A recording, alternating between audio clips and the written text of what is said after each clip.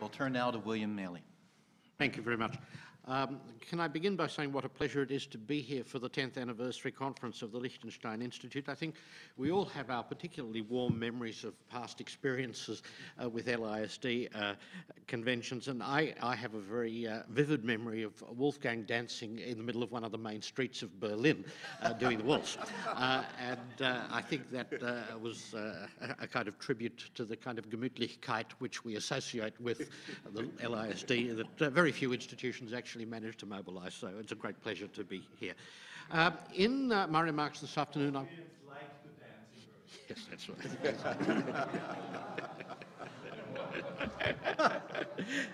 In my remarks this afternoon, what I want to do is adopt a perspective from the rather remote part of the world from which I come, Australia, and talk about one of the relatively rare cases of self-determination in our neighbourhood in recent times, namely that in East Timor in 1999. And this is an interesting case because it shows the way in which self-determination and crisis diplomacy can come together fairly starkly and throw up challenges which, for small to middle powers, are different from those which great powers may confront. In a sense, one of the problems of small powers is that they don't necessarily have much control over the environment which they may, to some degree, contribute to shaping, and may then have to live with the consequences of the actions they take.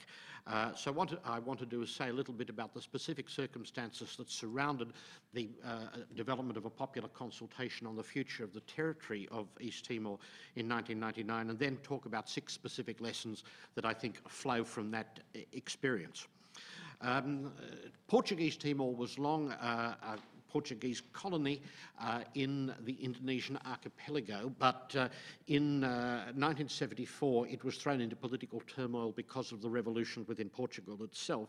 And as the territory was increasingly a venue of confrontation between different local political forces, in December 1975 Indonesia invaded the territory in support of a party called Apodeti and sought to bring about its incorporation formally into the Indonesian state. This was not something that the Security Council of the United Nations accepted. Indeed, Security Council resolutions 384 and 389 of 1975 and 1976 called for the withdrawal of Indonesian forces from the country. And to a significant degree, locals responded to that call as well. There was, for quite a number of years, armed opposition to the presence of Indonesian troops within East Timor, and on the whole, states in the international system were very reluctant to recognise the incorporation of Timor into Indonesia, although Australia was prepared to do so not only de facto but de jure. Nonetheless, in the 1990s, a number of events occurred which kept the East Timor issue very much on the international agenda. A massacre of local Timorese at the Santa Cruz Cemetery in 1991 was filmed by the filmmaker Max Stale and did enormous reputational harm to Indonesia. In 1995, the International Court of Justice, in the case of Portugal and Australia, stated explicitly that the Timorese people's right of self-determination had not been vindicated by the processes that had been followed on the ground. And then in 1996, the Nobel Peace Prize was awarded jointly to Bishop Carlos Bello of Dili and José Ramos Horta, now the president of Timor-Leste. With the fall of President Suharto of Indonesia in 1998, some political space seemed to be opening for progress on the Timorese issue, which in particular in the bilateral relationship between Australia and Indonesia had proved to be a tremendous thorn. And thus in December 1998, the then Australian Prime Minister John Howard sent a letter to President Habibie of Indonesia proposing that a course of action be taken in Timor which could lead first to a prolonged period of autonomy, followed after some years by an opportunity for the East Timorese to vote on whether they would choose to continue such autonomy relations or become an independent country. As perhaps should have been anticipated, President Habibie reacted in an unexpected fashion, arguing that if indeed there was a possibility that Timor would become independent one day, there was no need to delay the process of providing people with the opportunity to choose. This unexpected response then contributed to the negotiating of a set of accords between Portugal and Indonesia in May 1999, followed by the deployment of a United Nations assistance mission to East Timor, and then the holding of a popular consultation in August 1999 on the territory's future, in which 78.5% of those who voted supported independence. Now, this almost immediately triggered a vicious rampage by pro-integration militias supported by the Indonesian military, and in the process created a crisis for Australian foreign policy which was unprecedented in its post-war experience. This was ultimately resolved by the deployment of an intervention force with the permission of the Indonesians, which then set the scene ultimately for the achievement of independence by Timor-Leste, but not without considerable carnage on the ground. And although no one will ever know for certain, probably between 2,000 and 3,000 people were killed during the violence of this period. And indeed, when I was in East Timor in November 2007, I visited the now largely abandoned UN compound with a former UN political staffer from that time, Dr. Peter Bartu, who actually wanted to visit the grave he had dug for a child whose mother had thrown him over the wall of the UN compound in the hope that he would be saved, but who died anyway because of injuries that he'd sustained during the crossfire. From this particular case, there are a number of lessons which I think can usefully be shared that are pertinent to the kind of challenges that small and middle powers confront in this kind of environment. And the first lesson I'd like to mention is that of interactivity. Initiatives can take on lives of their own and lead to crisis.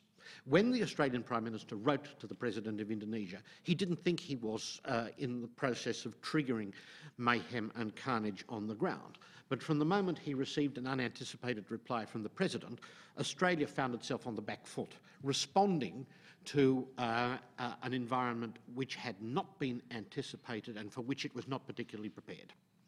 And this is always a risk if, as it were, one doesn't think through very carefully what possible responses an initiative of this sort might evoke. In a way, it's astounding that this was not thought through more carefully, but anybody writing a letter to President Habibie should have been ready for anything, as many Indonesians realised. The second lesson, I think, that arises from this case is that of the danger of false analogies. Those who crafted the Prime Minister's letter to the President of Indonesia were actually very much influenced by the example of the Matignon Accords in New Caledonia, which had served as a successful device for defusing very considerable tension in that French island territory in the Pacific in which a separatist group had been active. And yet there were huge differences between the situation in East Timor after decades of violent struggle and the situation in New Caledonia, both in terms of the attitude that the Timorese were likely to take and also in terms of the attitude of the Indonesian military, which had a large cemetery in Dili in which a lot of Indonesian soldiers who had been killed during the course of counterinsurgency activities in Timor were buried. There was a great emotional investment by both sides in the struggle in Timor between 1975 and 1999, which was of a different order entirely from that which had been evoked in the years of political activism within New Caledonia. The third lesson I draw is that domestic political opinion in small states can matter a great deal, and particularly if they have parliamentary systems where there is a risk that a loss of support on the floor of a legislature can lead to the fall of a government. In Australia, when the militia killings began in full gaze of television cameras in 1999, there was an upsurge of public rage such as I have never encountered in any other country in any comparable situation. This was partly because even back in 1975, when Indonesia had invaded East Timor, there was a considerable sense of disgust on the part of a lot of Australians. Australian servicemen had served on the island during the Second World War. Many had received great protection from the Timorese population, and there was great resentment that they might be sold out again. And this put enormous political pressure on the Prime Minister at the time. The The fourth point that I'd mention is that luck can matter. Australia ended up being very lucky that there was an APEC meeting being held just a couple of weeks after this in New Zealand, and it provided the Australian government and a number of Southeast Asian governments the opportunity to speak directly to President Clinton to secure his support for a more robust kind of response than had been anticipated. And the reason that this was important was relates to the fifth and penultimate lesson I'd like to mention. General de Gaulle once said a useful thing: great powers are cold monsters. Prime Minister Howard, in his recent memoir, has recorded that he was stunned by the initial reaction of the Clinton administration, which was rather indifferent to the scale of the policy problem which the violence by the militias had presented to Australia.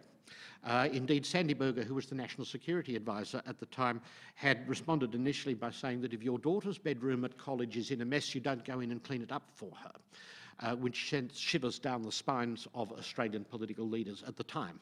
Because from Canberra's point of view, this was actually the greatest foreign policy crisis it had confronted since the signing of the ANZUS alliance with the United States in 1951. And yet the sense that was coming through to Canberra was that the United States was not prepared to move. And it was the fortuitous opportunity to bypass the more isolationist elements of the US administration and speak directly to the President in New Zealand a couple of weeks later that allowed this problem to be overcome.